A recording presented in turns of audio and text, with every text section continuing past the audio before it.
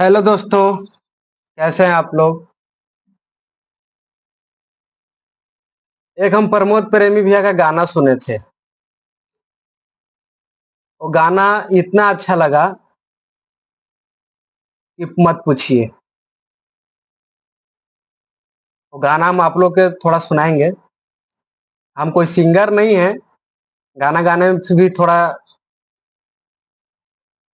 गलत हो सकता है, सही भी हो सकता है, लेकिन वो चीज हम थोड़ा सा सुनाएंगे। बहुत अच्छा लगा था भाई वो गाना। वो गाना स्टेज शो में गाए थे हम। उनका ऐसे गाना सुने नहीं है।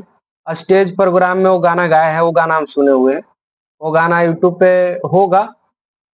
हम देखे नहीं है, लेकिन हम स्टेज प्रोग्राम वाला गाना देखे हैं। गाना का बोल है, "हम्म, कवना बिरछिया ये चिरई अखोतवा लगवलू जाके। कवना बिरछिया ये चिरई खोतवा लगवलू जाके। सुन कह के अंगना हमार हो।